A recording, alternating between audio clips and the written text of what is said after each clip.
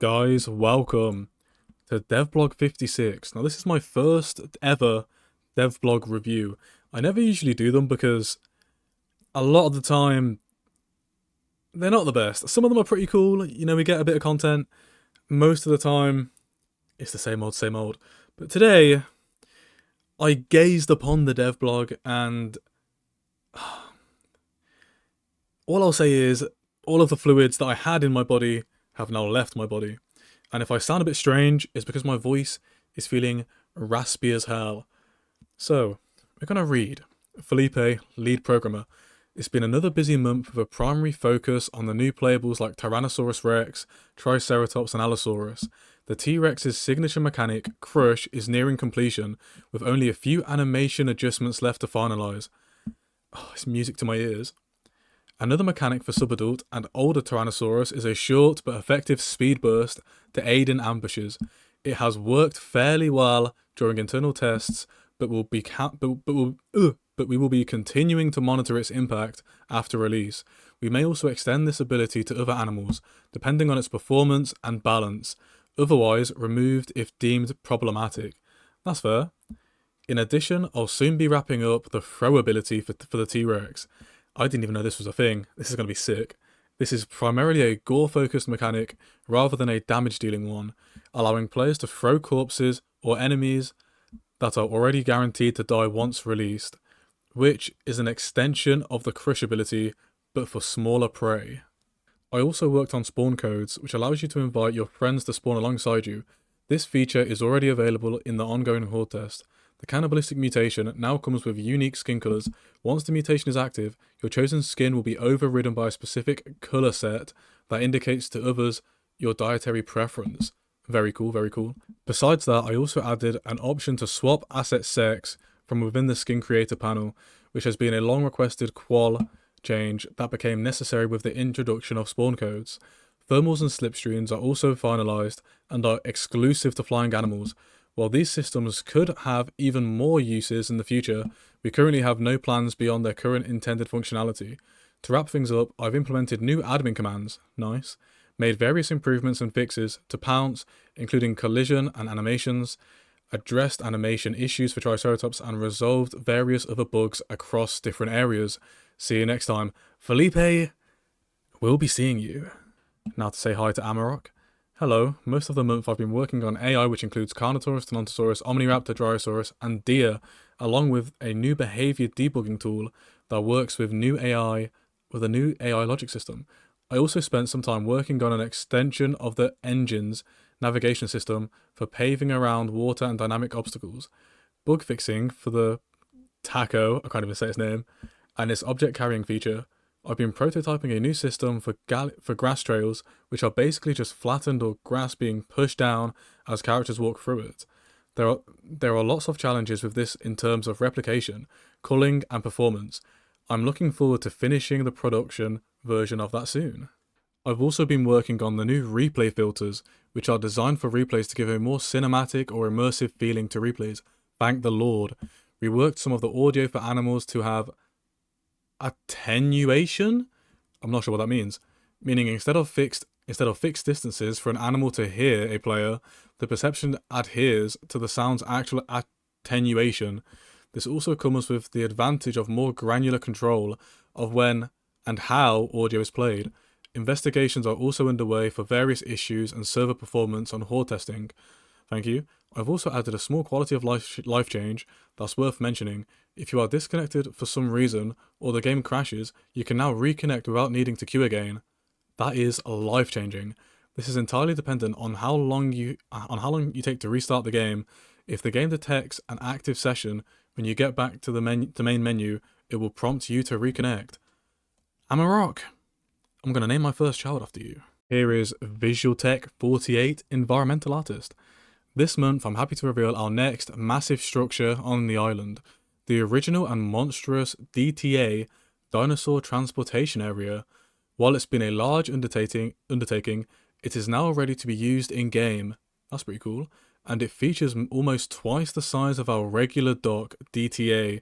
It is meant to house the largest of dinosaurs for further transportation and has massive fences and sally ports to keep everything contained. I mean, first of all, it looks incredible. It looks incredible. I mean, the lore guys are going to love this. Let's see what else is here.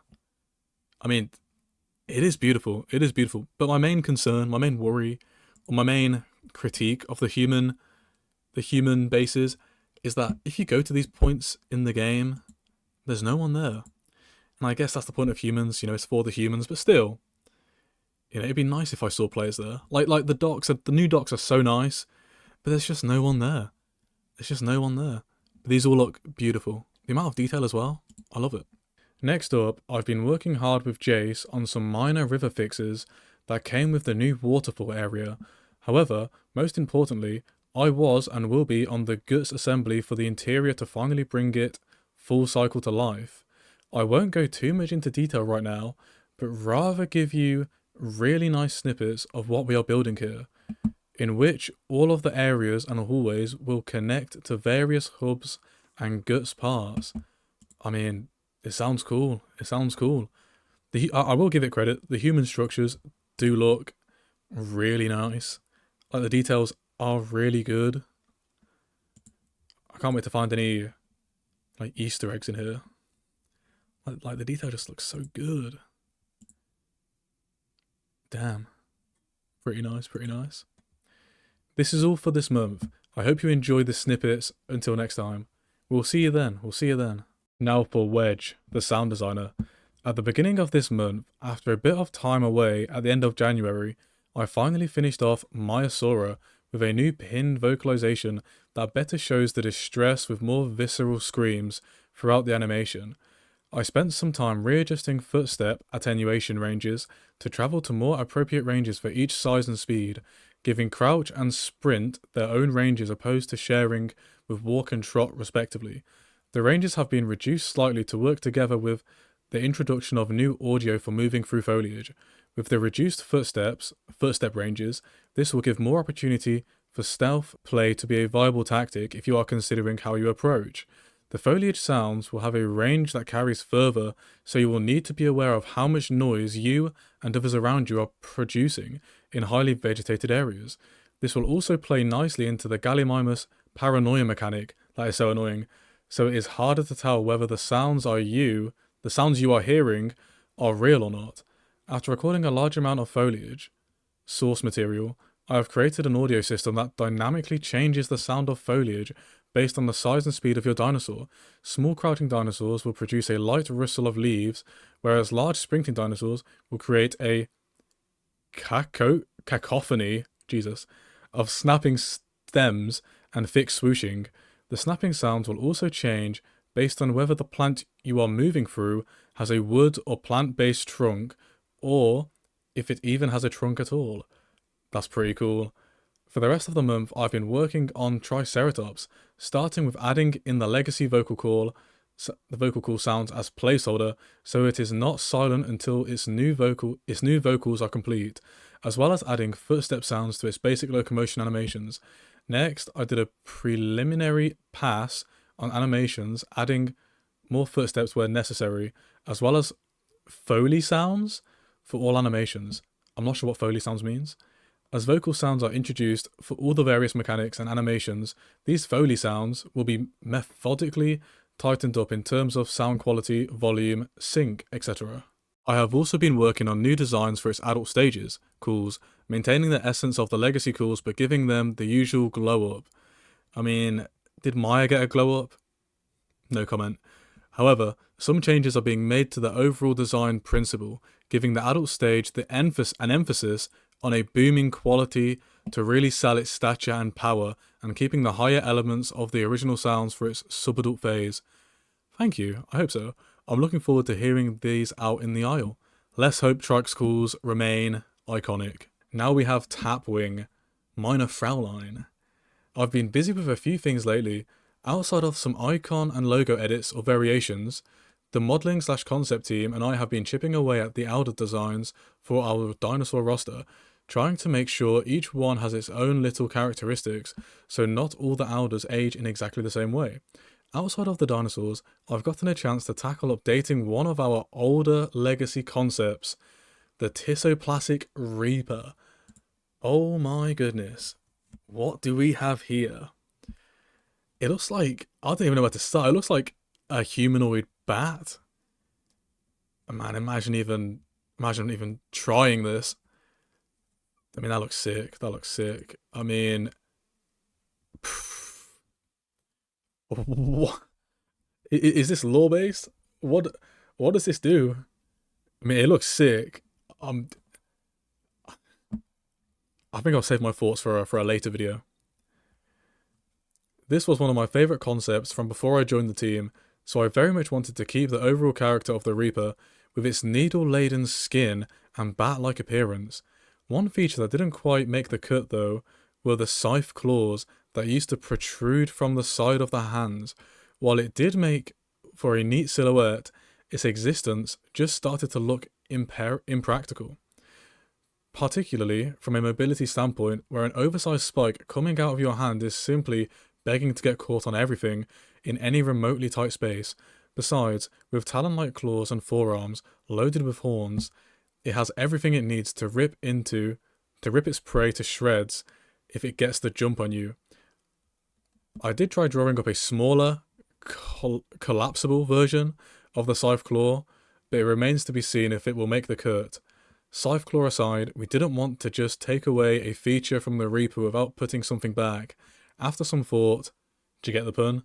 The idea of adding a membrane to the underarm was pitched with the idea that we might try giving it a gliding ability to allow the Reaper more range for surprise attacks from high up places. I mean, wow. Now time for Hypno, the QA lead. I hope that you are all enjoying the first iteration of the spawn code system, which was proving to be a bit of a pain to get to work initially, but it seems it's finally almost there. During this time, we've been looking at feedback on how this mechanic can be improved, and we're constantly making changes to it. Speaking of, just recently, Felipe made it so that stream mode hides the spawn codes from being visible, while still able to be copied, which should hopefully assist your favourite streamers against those pesky snipers. Damn. QA have spent the majority of this month with a large focus on some of our most anticipated playables to date. The Tyrannosaurus and Triceratops are very rapidly becoming ready to be moved over to our horde testing branch. As you may have heard, we will be staggering the introduction of these characters, first testing the Triceratops on its own, then the Tyrannosaurus on its own, before finally testing them simultaneously. The reason for the staggered approach is to have our full focus on one playable at a time, increasing the number of people testing the individual species, resulting in more bugs caught, and for ease of balancing against the rest of the roster. Here's just a handful of issues we ran into. Troodon causing Rex to grow.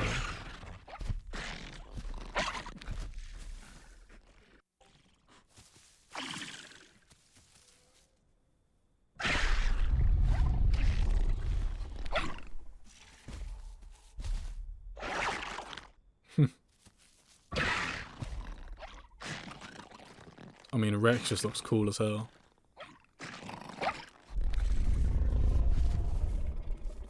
Damn. Rex taking head fracture to the next level. Oh my god. I mean, what's causing head fracture to a Rex? Unless a Rex can give head fracture to each other. Damn. Carno mains hate him. Let's have a look at this. Oh my goodness. Now, someone did mention, Turkish Delight actually said, look at how quick Rex can turn from a standing point. Let's not worry about it now. That is pretty cool. Omniraptors shrugging off Trike's horns. So I'm guessing you're meant to be impaled and die when a Trike, when you jump onto a Trike's head, which is cool. That Trike skin doesn't look that bad, I can't lie. Cool. Triceratops Abomination. Oh no.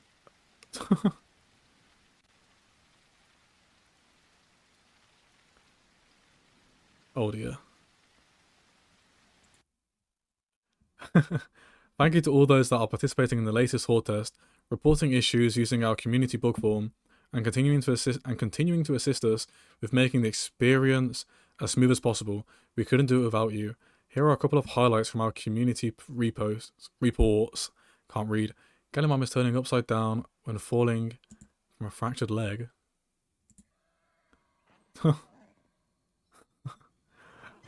That's pretty funny. Dilo bounce. Let's have a look at this.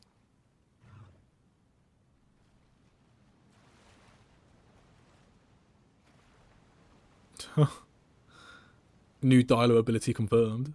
Now for the fan favourite Kissen Kitten, the producer. So there's horde testing going on this month. Thank you to everyone that has participated. There's some additional content that will eventually make it into horde testing over time, but for now, we appreciate your feedback. We've been making some tweaks to playables across the board that will slowly start appearing over time. Some changes from mild to wild. Ooh. In no particular order for Ceratosaurus, Rherosaurus, Omniraptor, Troodon, Myosaurus, and other. All of that is alongside the Trike and Rex sparring, which is looking quite nice. Hopefully we can get some visuals going on that for you guys. We are trying to preserve the ability for the Trike to also be able to spar with the Diablo at various life stages, even if at certain sizes it becomes no contest. But until those sizes, who wins is up in the air. That's very, very cool. I'm very pleased with the work our animation team has been churning out. Trike and Rex have some filler animations I've been creating as testing dictates. The visuals we want to use and the visuals we need to use are not always the same thing, unfortunately. So I have to make sure the visuals are lining up with the mechanics as best as they can within time constraints, which takes a bit of trial and error. For instance, what animations the creatures transition into and out of based on what abilities they used prior and which they use next. It's a whole thing. The rest of the animation team has been cooking with gas. That's what I love to hear. Not only have they knocked out their contributions for Tyrannosaurus, Triceratops, Allosaurus, Ostro, and Kentro, but they have also made quick work of a new roster-wide feature that will be coming soon enough, provided it works the way we want it to. It should help some of the tricky terrain less tricky. If that weren't enough, they also have begun animating the baryonyx, which I'm so excited to see come to life. Does that mean that Rex, Strike, Allo, Ostro, and Kentro are all animation complete? We will see. Do keep in mind though, that animation is but one rung of the ladder of completion. So being animation complete is not the same as production complete, and not indicative of a release. Skin material, tech animation, sound programming, and balance setup all contribute heavily to the completion of a playable, so lots of support for the other departments as they are all important. Speaking of departments, I've got a few things to share. This is the new Vomit Sickness VFX prototype. Let's have a look at this. What do you think? I think it's decent. Here's the new Envenomated.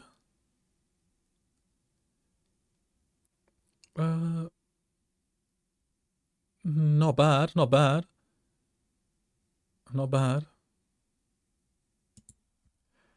Here's the new Blood screen.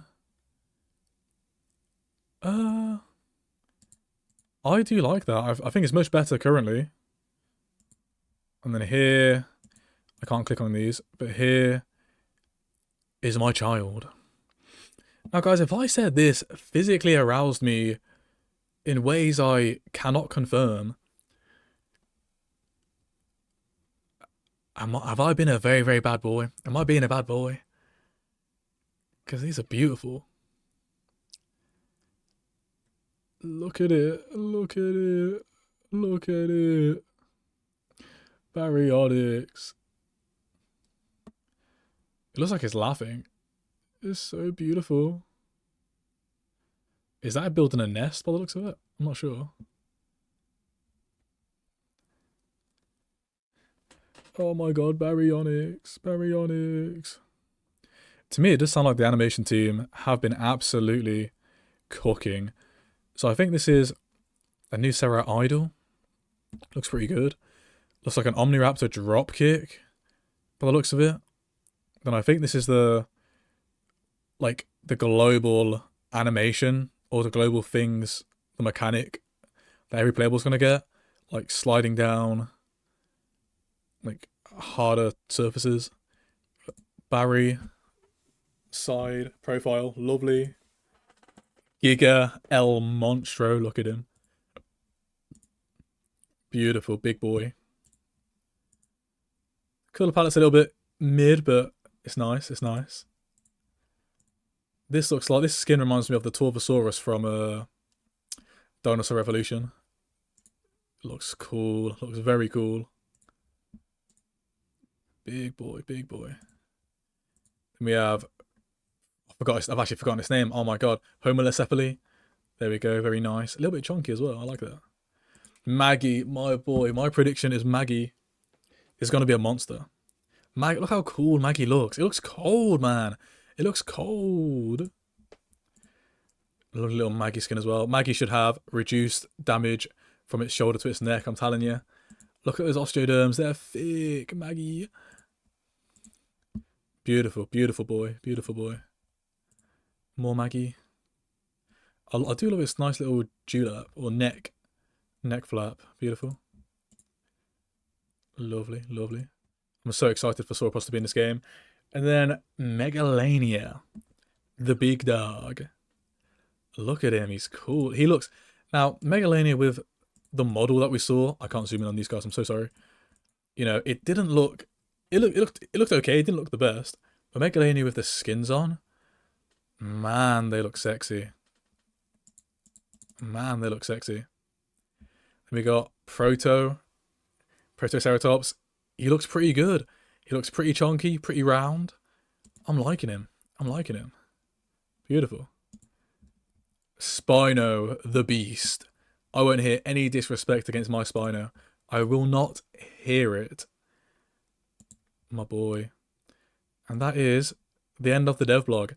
I think that devblog is probably the best we've gotten in a long, long time. I'm sorry if this isn't the best video, but I've got to say, the animation team, the devs, they've been cooking. They've been cooking. This is most definitely, in my opinion, the best devblog we have had within the last year. And then an extension, probably the last 2 years. Megalania, look at it, Baryonyx. We've had a confirmation that all the dinosaurs forecast for this year, apart from Barrio, animation complete. That's a massive step. That's a massive leap in the right direction. People can slag off the devs. You know, in my last video, I got called an oil dev shill for daring to be positive about the game. Come on, guys. Let's stop moaning. Let's stop the negativity. Let's just have fun, man. Come on. Anyway, at some point I'll make a better video going into this sort of stuff. But I just thought, I saw the devlog, I got hyped. I thought I'd make a video reading it, going through it. I'm sorry if I'm a terrible reader and I'm so slow. It's just how I am, unfortunately. But have a lovely evening, have a lovely day, a lovely morning, a lovely night. Whenever you're watching this, I love you to pieces. I'll see you next time.